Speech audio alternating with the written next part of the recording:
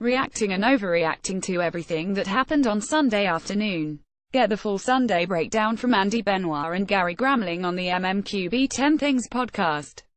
Subscribe now and it will be in your feed first thing Monday morning. Things that made me giddy. Russell Wilson, 3 plays in Seattle. He got a little help from what seemed to be a badly blown defensive assignment on the winning touchdown. How do you miss Jimmy Graham? HES 8 feet tall, but the 2 preceding throws were otherworldly. A 48-yarder to Paul Richardson, then a 19-yarder to Tyler Lockett. This was Wilson at his best, and Wilson at his best is special.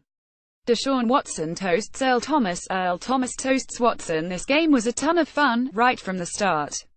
The deep TD pass to Will Fuller was an emotionally moving experience. Fuller's speed and Watson's throw were an unbeatable combination. And the next series, Watson stares down DeAndre Hopkins and Thomas takes advantage, then jukes Watson. We've seen he can tackle en route to a 78-yard pick-six. Welcome back Luke Kuechly. The offense was up and down again, but it didn't matter. Kuechly can't be run on, and he added a pick on a little Cameron Brate stick route. With Kuechly and Kurt Coleman back, this defense is capable of carrying Carolina in plenty of weeks. Jerick McKinnon swift and crafty with more explosiveness than you'd expect once he heads upfield. HE's not Dalvin Cook, but HES not that far behind. Taylor Lockett and Paul Richardson. Nice to see guys on the perimeter making plays in Seattle, especially as the run game fails to get going and Jimmy Graham often appears on a milk carton. Another blocked kick for the Patriots. Bill Belichick loves special teams. Everything's coming up Buffalo. This was the exact blueprint of a Bills win. 4 in turnover margin, more than 35 minutes of possession, 167 rushing yards. And as an added bonus, they managed to get something while getting out from under Marcel Dareus' contract. That's a good week. Akiem Hicks is the greatest player that no one realizes is a great player. Don't worry about the Patriots secondary. Malcolm Butler was caught off guard by the snap when he was beat over the top by Travis Benjamin, but that was about all they allowed. Though with no Donta Hightower, the run defense is what to keep an eye on in Foxborough. Adam Thielen and Stephon Diggs. You do not appreciate them enough. Everson Griffin's sack streak extends to 8 games. He's really good, but the image of him sitting on the field holding his foot as the game ended was disturbing. We need some closure on that. NFL Network. Ricardo Lewis beats Xavier Rhodes. A Buster Douglas-sized upset. The 37-yard play down the left sideline was the key play on the Browns' late first-half TD drive. Bazzaro regrets Kirk Cousins as a punching bag. Washington was down 3 starters, then lost a 4th. Left guard Sean Lalvo to a stinger. So, shruggy shoulder emoji guy. I'm not sure the Cowboys' pass rush was great on Sunday, but Cousins had no hope. Jordan Reed, Ryan Kerrigan and other people in maroon also go down because a plague has beset Washington. Kerrigan ended up returning to the field but was not anywhere near his usual self, playing through a groin injury. Reed left with a hamstring, Niles Paul with a scary concussion after a helmet-to-helmet collision with Sean Lee, so those 2 tight end sets went out the window for Jay Gruden. In the end, we moved it much closer to Dan Snyder just having to suit up and take the field himself. Seahawks' run game was and is terrible. Eddie Lacy and Thomas Rawls combined to go 12 carries for 1 yard. And they're screwing up even when they're supposed to just be a decoy on a second down goal. Rawls committed a blatant shot block on the backside of a play-action bootleg, erasing a touchdown and backing them up to the 22. He was bailed out by defensive pass interference in the end zone on the next play. Matt Ryan and Alex Mack can't get it together in the inclement weather. 4 botched center exchanges, resulting in 2 lost fumbles and a missed 2-point conversion. As the old saying goes, when it rains it pours, and you should have done more of those wet ball drills Peyton Manning always talks about after HES had a few beers, which is why no one wants to hang out with Peyton Manning at parties. Raiders turnovers. Okay, so you thought you were going to come into Ralph Wilson Stadium, give it away 3 times plus 1 more in garbage time and win? No, you are not. 2 unforgivable fumbles lost by the mini-backs Jalen Richard and DeAndre Washington, playing expanded roles with Marshawn Lynch suspended, and one of those trademark deflected INTs in Buffalo. Flops. Save it for Duke basketball walk-on tryouts. McKissick. Vikings have nothing but time at end of first half. You always have to leave some extra time on the clock, just in case you get a penalty that resets the downs. But there's no reason, when both teams have all their timeouts, to call one on before third down with 42 seconds left on the clock. Instead of giving the Vikings a 15% chance of driving for a field goal, which they did, give them a 0% chance.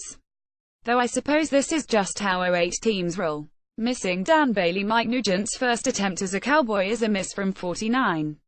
Come on Nuge, he did hit his next 4.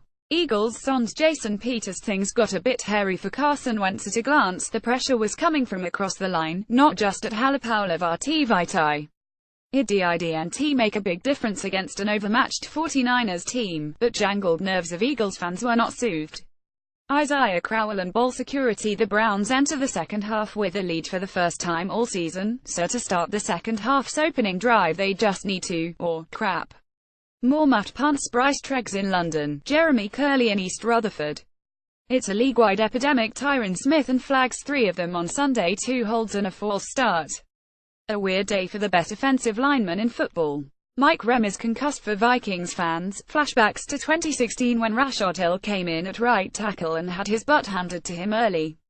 Vikings were fine in the long run though, thanks in large part to some nifty pocket movement by Case Keenum. Learning to winnable games, one of many problems with the Browns' rebuild. You can't win games you're in a position to win if you don't know how. Cleveland was outscored 180 over the final 17 minutes of this game. Moments well tell our grandkids about everything that happened in Seahawks-Texans. This Travis Benjamin punt return. You could convene 1,000 of the world's greatest fiction writers and lock them in a room for 1,000 days with this single task: conjure the most boneheaded American football play imaginable. They would not top this. Also, great choreography by the officials on the call. Will Fuller is very, very fast, and Earl Thomas found out the hard way. Deshaun Watson threw this pass 61 yards in the air on a dime to Will Fuller.